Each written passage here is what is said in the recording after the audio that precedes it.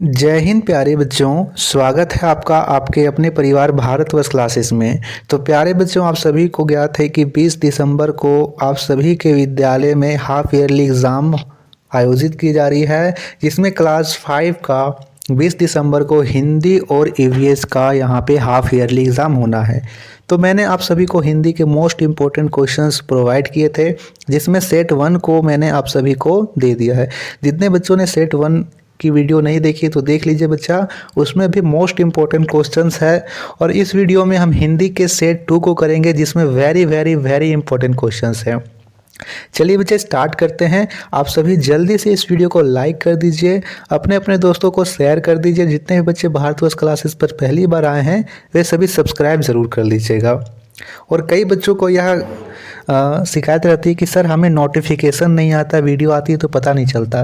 तो बच्चा आप हमारे टेलीग्राम चैनल को ज्वाइन कीजिए। टेलीग्राम चैनल का लिंक डिस्क्रिप्शन में है, वहाँ से आपको सारी वीडियो की नोटिफिकेशन, इम्पोर्टेंट अपडेट्स, पीडीएफ वगैरह मिलते रहेगी। तो चलिए स्टार्ट करते हैं। सबसे पहला प्रश्न दे रखा है, मन का प्यार किस में है? ए घर में, बी चिट्ठी में, सी बक्से में, डी इनमें से सभी। क्या होगा सही उत्तर? बिल्कुल सही, चिट्ठी में। मन का प्यार चिट्ठी में है, मन का प्यार चिट्ठी में है, घर का अखबार। दूसरा प्रश्न दे रखा है, सुख दुख की बातें किसमें हैं? ए घर में, बी किताबों में, सी अध्यायों में, डी इनमें से कोई नहीं। तो यहाँ पे सही उत्तर होगा, सुख दुख की बातें चिट्ठी में है, यानी इनमें से कोई नहीं। सही उत्तर होगा डी, क्योंकि आप जब पाठ पढ़ोगे चिट्ठी तो इसमें लिख रखा है, इसमें है सुख दुख की बातें प्यार भरी है सौगातें। तो चिट्ठी में सुख दुख की बातें होती है। यहाँ पे सही उत्तर होगा डी। चिट्ठी कौन लिखता है? ए माँ, बी पिताजी, सी चाचा, डी इनमें से कोई नहीं। तो सही उत्तर होगा ए माँ। इस कविता में कहा गया है कि माँ अपनी बेटी को चिट्ठी लिखती है, पिताजी पोस्ट कार्ड लिखते हैं, चाचा बड़ा सा उपहार भेजते हैं। तो सही उत्तर होगा ए माँ। चौथा प्रश्न दे रखा है, बेटी का नाम क्या है? ए मुस्कान, बी खुशी, सी किट्टी, डी इनमें से कोई नहीं। बताइएगा। तो बेटी का नाम किट्टी होता है, जो कि बोलती है माँ, लिखा उन्होंने प्यारी किट्टी, तो अपनी बेटी का नाम किट्टी होता है।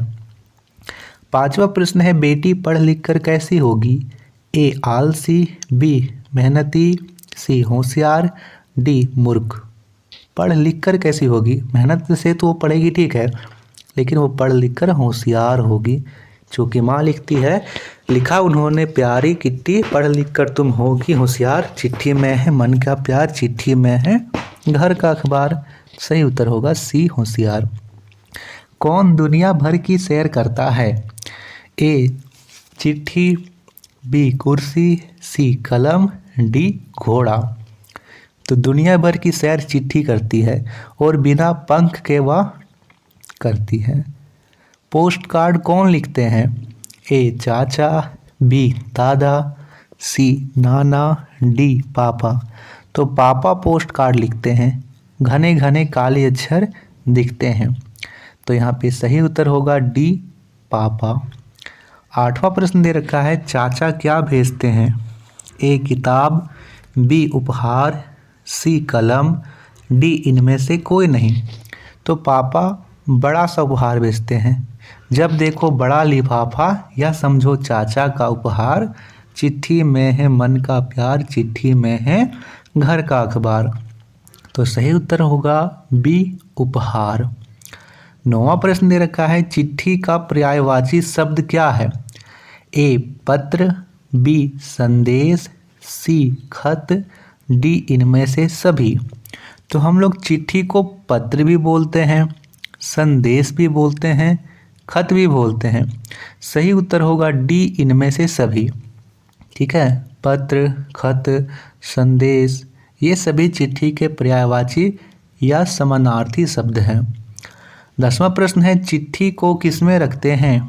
ए खत, बी लिफाफा, सी पत्र, डी इनमें से कोई नहीं। तो चिट्ठी को हम लोग लिफाफा में रखते हैं, बी उत्तर सही होगा। ठीक है, चलिए इसके बाद हम लोग नेक्स्ट करते हैं। प्यारे बच्चों, आप लोगों में से जितने भी बच्चों ने लाइक नहीं किया है प्लीज़ लाइक कर दीजिए, अपने अपने दोस्तों को शेयर कर दीजिए। तो अगला प्रश्न है, दो गौरैया पाठ से घर में कितने लोग रहते थे? 1 2 3 4। दो गौरैया पाठ में घर में कितने लोग रहते थे? तो सबसे पहले लेखक स्वयं के बारे में कहते हैं कि मैं, माँ और पिताजी। तो घर में कितने लोग हुए? 1 2 3, 3 लोग रहते थे। सही उत्तर होगा सी 3। दूसरा प्रश्न है, यात्रियों के ठहरने के स्थान को क्या कहते हैं? ए सराय, बी मंदिर, सी घर, डी इनमें से कोई नहीं। सही उत्तर होगा ए सराय। उसे हम सराय कहते हैं। जहाँ पे आप एक रात के लिए रुको, 1 2 दिन के लिए रुको, फिर वहाँ से चले आओ, उसे हम बोलते हैं सराय। आंगन में कौन सा पेड़ था? ए अमरूद, बी आम, सी इमली, डी आंवला। तो आंगन में आम का पेड़ था जिसमें तरह तरह के पक्षी अपना डेरा डाले हुए थे। लेखक का घर कहाँ था? ए पटना, बी दिल्ली, सी रांची, डी इनमें से कोई नहीं। बताएंगे लेखक का घर कहाँ था? बिल्कुल सही, लेखक का घर दिल्ली में था, क्योंकि इस पाठ में वह जिक्र करता है कोई भी पक्षी दिल्ली पहुँचता तो सीधा हमारे घर पहुँच जाता था, तो उनका घर दिल्ली में ही था। पांचवा प्रश्न है, घर भर में कौन कूदते रहते हैं? ए बंदर, बी चूहे, सी बकरी, डी इनमें से कोई नहीं। तो घर भर में चूहे कूदते रहते हैं, उधम मचाते रहते हैं। बी विकल्प सही होगा। कौन सा चूहा अंगीठी के पास बैठता है? ए बूढ़ा, बी युवा, सी बच्चा, डी इनमें से कोई नहीं। तो वो जो बूढ़ा चूहा है वो अंगीठी के पास बैठता है। क्यों बैठता है? क्योंकि उसे ठंड बहुत लगती है। और दूसरा जो युवा चूहा है वो टंकी के ऊपर चढ़ के बैठता है ना, शायद उसे गर्मी लगती है। ऐसी ऐसी बातें लेखक पाठ में लिख रहे हैं। सातवां प्रश्न है, कबूतर की आवाज़ कैसी होती है? ए गुटरगू, बी कुकड़ू, सी रंभाना, डी इनमें से कोई नहीं। तो गुटरगू आवाज़ कबूतर की होती है। ए विकल्प होगा। कुकड़ू की आवाज़ मुर्गे की होती है और गाय की आवाज़ को रंभाना बोलते हैं। आठवां प्रश्न दे रखा है, चमगादड़ किस समय कमरे के आसपास चक्कर लगाते हैं? ए शाम, बी दोपहर, सी सुबह, डी इनमें से कोई नहीं। तो चमगादड़ शाम के समय कमरे के आसपास चक्कर लगाते हैं। घर में कितनी गौरैयाँ घुस आई? 1 2 3 4। तो घर में 2 गौरैयाँ घुस आती है। बी विकल्प सही हो जाएगा। 10वां प्रश्न है, गौरैया ने अपना घोंसला कहाँ बनाया? ए पेड़ पर, बी पंखे में, सी रोशनदान में, डी इनमें से कोई नहीं। तो उसने पंखे पर अपना घोंसला बनाया और पंखे का जो यह गोल रहता है सफ़ेद कलर का, उसी में बनाया। गौरैयों को घर से बाहर निकालने का प्रयास कौन करता है? पिताजी, माताजी, लेखक या इनमें से कोई नहीं। तो पिताजी उसे बाहर निकालने का प्रयास करते हैं। ए विकल्प सही होगा। पिताजी को कौन चिढ़ा रहा था? माँ, दादाजी, लेखक या इनमें से कोई नहीं। तो माँ पिताजी को चिढ़ाती है। जब पिताजी चिड़ियों को भगाने का प्रयास करते हैं, लाठी को इधर उधर झालते हैं, तो माँ उन्हें चिढ़ाती है। तो यहाँ पे सही उत्तर होगा ए माँ। लेखक ने सभी दरवाजे बंद करके कहाँ का दरवाज़ा खुला रखा? ए किचन, बी बरामदे, सी बाथरूम, डी इनमें से कोई नहीं। तो उन्होंने सारे दरवाजे को बंद करके किचन का दरवाज़ा खुला रखा ताकि चिड़िया वहाँ से बाहर चली जाए, और फिर झटके से उसे भी बंद कर दिया। घोंसले में गौरैया के कितने बच्चे थे? 1 2 3 या 4। तो 2 बच्चे थे। बी विकल्प सही हो जाएगा। पिताजी कहाँ आकर बैठ गए? जब उन्हें पता चला कि घोंसले में गौरैया के बच्चे हैं तो वे उन्हें भगाते नहीं हैं, वे आराम से कुर्सी पर आकर के बैठ जाते हैं और फिर वे भी खुश होते हैं कि अब इसे भगाना नहीं है। 16वां प्रश्न दे रखा है, पिताजी रोज लाठी क्यों उठाते थे? ए बकरी को भगाने, बी गाय को भगाने, सी चिड़ियों को भगाने, डी इनमें से कोई नहीं।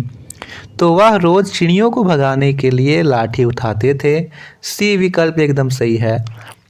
17वां प्रश्न है, अकल ठिकाने आना मुहावरे का क्या अर्थ है? पिताजी कहते हैं कि शायद चिड़ियों की अकल ठिकाने आ गई, यानी उन्हें अपनी गलती समझ में आ गई। बी विकल्प, यहाँ सी विकल्प सही हो जाना, सी विकल्प सही हो जाएगा, अपनी गलती समझ आ जाना। 18वां प्रश्न दे रखा है, हंसना का विलोम शब्द क्या होगा? ए मल्हार, बी रोना, सी दुख, डी इनमें से कोई नहीं। तो हंसना का विलोम यानी उल्टा शब्द होता है रोना। बी विकल्प सही होगा। 19वां प्रश्न है, पक्षी कहाँ रहते हैं? ए घोंसले में, बी मांद में, सी गुफा में, डी इनमें से कोई नहीं। तो पक्षी घोंसले में रहते हैं। ए विकल्प सही हो जाएगा। उबल पड़ना मुहावरे का क्या अर्थ है? ए डर जाना, बी गुस्सा हो जाना, सी बेइज्जत करना, डी इनमें से कोई नहीं। तो उबल पड़ना यानी गुस्सा हो जाना। बी विकल्प सही हो जाएगा। ठीक है बच्चा, चलिए इसके बाद हम अगला पाठ को यहाँ कर लेते हैं। अगला पाठ है काबुली वाला। इसके हम मोस्ट इम्पोर्टेंट क्वेश्चंस करते हैं। तो पहला प्रश्न दे रखा है, मिन्नी कितने वर्ष की थी? 10, 9, 5, 11। जब पहली बार वह काबुली वाले से मिली तो कितने वर्ष की थी? 5 वर्ष की। ए यहाँ पे सी विकल्प सही हो जाएगा। बी प्रश्न दे रखा है, प्रश्न संख्या 2, रामदयाल क्या था? ए हलवाई, बी दरबान, सी पुलिस, डी चोर। तो रामदयाल दरबान था। बी विकल्प सही है। तीसरा प्रश्न दे रखा है, आकाश में हाथी सूंड से पानी फेंकता है, यह कौन कहता है? ए मिन्नी, बी भोला, सी रामदयाल, डी कोई नहीं। सही उत्तर है बी भोला। भोला क्या कहता है? आकाश में हाथी सूंड से पानी फेंकता है। यह बात मिन्नी अपने पिताजी को बताती है। मिन्नी का घर किसके किनारे था? ए जंगल, बी सड़क, सी समुद्र, डी कोई नहीं। बताइए, बिल्कुल सही, उसका घर सड़क किनारे था। बी विकल्प होगा। अगला प्रश्न है, काबुली वाले क्या बेचता था? ए खिलौने, बी मेवे, सी गुपचुप, डी कोई नहीं। तो वह मेवे बेचता था, बादाम, किशमिश इत्यादि बेचता था, सूखे फल बेचता था, यानी बी विकल्प सही होगा। काबुली वाले का नाम क्या था? ए हसमत, बी रहमत, सी अकबर, डी अली। बताइए। बिल्कुल सही, उसका नाम रहमत था। रहमत को कौन पकड़ कर ले जा रहे थे? ए सिपाही, बी दरबान, सी नेता, डी अभिनेता।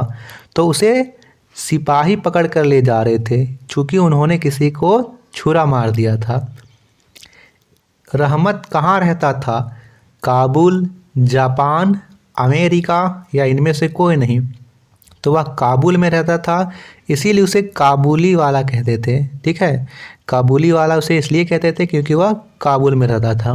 यदि भारत में रहता तो भारतीय, जापान में रहता तो जापानी। लेखक का मिन्नी से क्या संबंध था? पुत्री, माँ, बहन, चाची। तो यहाँ पे सही उत्तर होगा ए पुत्री। मिनी लेखक की पुत्री थी। 10वां प्रश्न है, काबुली वाला जेल से बाहर कब आया? जब मिनी स्कूल जाती थी, जब मिनी की शादी हो रही थी, जब मिनी छोटी थी या कोई नहीं। तो जब मिनी की शादी हो रही थी तब वह बाहर आया और अपने स्वभाव के स्वरूप यह सोच रहा था कि मिनी अभी बच्ची है, वह दौड़ के इसके पास आएगी और बोलेगी कि शायद उससे मेवे मांगेगी और वह फिर बोलेगा कि तुम ससुराल कब जाओगी। ऐसे वह सोच रहा था। 11वां प्रश्न है, इनमें से कौन पत्र बांटता है? ए डॉक्टर, बी पुलिस, सी डाकिया, डी इनमें से कोई नहीं। सही उत्तर होगा सी डाकिया। पोस्टमैन पत्र बांटता है। पटना का पुराना नाम क्या था? मद्रास, पाटलिपुत्र, डाल्टनगंज, बम्बई। तो देखिए ये चारों नाम प्राचीन नाम दे रखे हैं, इन चारों को आप याद रखिए।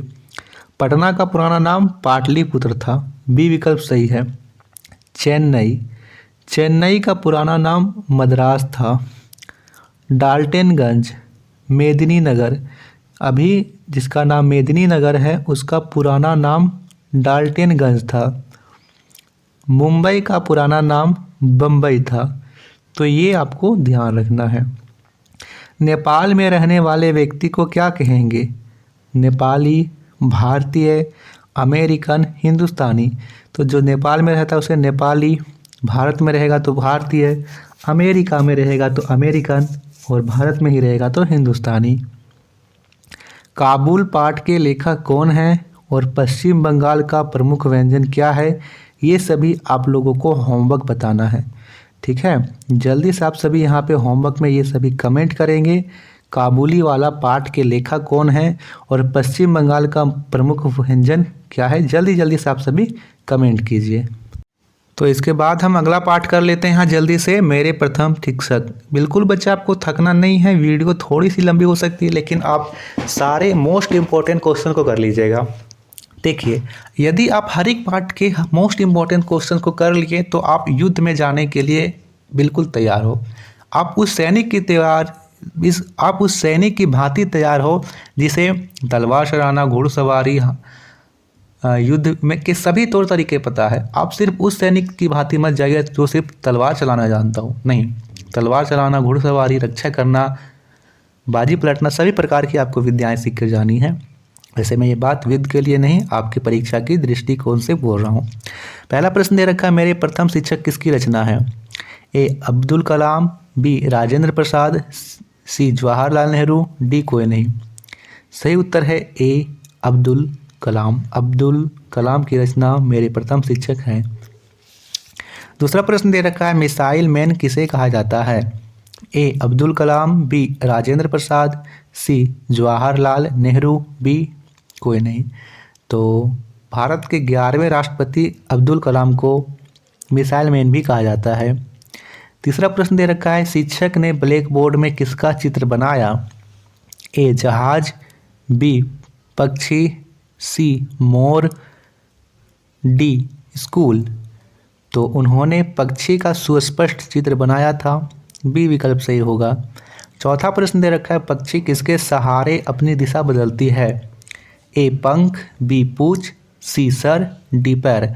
तो वह पूंछ के सहारे अपनी दिशा बदलती है, बी विकल्प सही हो जाएगा। पांचवा प्रश्न दे रखा है, अध्यापक ने कितने मिनट तक भाषण दिया? 10, 20, 45, 25। सही उत्तर है डी, 25 मिनट तक उन्होंने भाषण दिया था। श्री अय्यर बच्चों को कहाँ ले गए? ए जंगल, बी समुद्र तट, सी तालाब, डी कोई नहीं। तो वह बच्चों को समुद्र तट पर ले गए जहां उन्होंने पक्षी के उड़ने से संबंधित सारी चीज़ों को बताया था और तरह तरह से परिचित करवाया था। अब्दुल कलाम जी ने अध्ययन किया कहाँ के? ITI में उन्होंने अध्ययन किया था। मद्रास, पटना, रांची या कोई नहीं। तो उसने मद्रास के ITI में अध्ययन किया था। सामाजिक में कौन सा प्रत्यय लगा है? प्रत्यय जो शब्द के पीछे जुड़ता है। तो एक शब्द है समाज, ऐसे हम लिख लेते हैं समाज। समाज में यदि हम इक प्रत्यय लगा दें तो हो जाएगा सामाजिक, यानी इसमें इक प्रत्यय लगा है। 8वें का उत्तर बी हो जाएगा। छात्रा का बहुवचन रूप क्या होगा? छत्रे, छात्रों, छात्रें, छात्राएं। बड़ा ही शानदार प्रश्न है, बताएंगे। बिल्कुल सही, छात्राएं एकदम सही उत्तर है। 10वां प्रश्न दे रहा है, अकबर किससे गांव होकर जा रहे थे? तो अकबर किसी गांव से होकर जा रहे थे, यहाँ पे होगा से। APJ अब्दुल कलाम का जन्म कब हुआ था? विकल्प दे रखा है 15 अक्टूबर 1987, 31 अक्टूबर 1931, 15 अक्टूबर 1931, कोई नहीं। सही उत्तर होगा सी, 15 अक्टूबर 1931 ईस्वी को इनका जन्म तमिलनाडु के रामेश्वरम में एक नाविक परिवार में हुआ था। एपीजे अब्दुल कलाम का जन्म किस परिवार में हुआ था? जैन, मुस्लिम, हिंदू, बौद्ध। तो इनका जन्म मुस्लिम परिवार में हुआ था। एपीजे अब्दुल कलाम के पिता पेशे से क्या थे? दर्जी, मछुआरे, वकील, डॉक्टर। तो ये मछुआरे थे। चौथा, अब अगला प्रश्न दे रखा है, एपीजे अब्दुल कलाम भारत के राष्ट्रपति बने पहले, 10वें, 11वें या कोई नहीं? तो वे भारत के 11वें राष्ट्रपति बनते हैं। सी विकल्प सही होगा। इनमें से कौन सी पुस्तक एपीजे अब्दुल कलाम की है? अग्नि की उड़ान, अदम्य साहस, हमारे पथ प्रदर्शक, इनमें से सभी। तो ये सभी है, विंग्स ऑफ फायर, अदम्य साहस, पथ प्रदर्शक सभी हैं। ठीक है, तो बच्चा यह था सेट 1। इस वीडियो को यहीं तक रखते हैं और आपको जो होमवर्क मिला है कमेंट में वो ज़रूर करिएगा और जल्दी से इस वीडियो को शेयर कीजिए बच्चा। कम से कम अपने 2 से 3 मित्रों को ज़रूर शेयर कीजिए, चाहे वो आप व्हाट्सएप पे कीजिए, फेसबुक पे कीजिए, जहाँ आपको अच्छा लगता है आप शेयर कीजिए। थैंक यू बच्चा।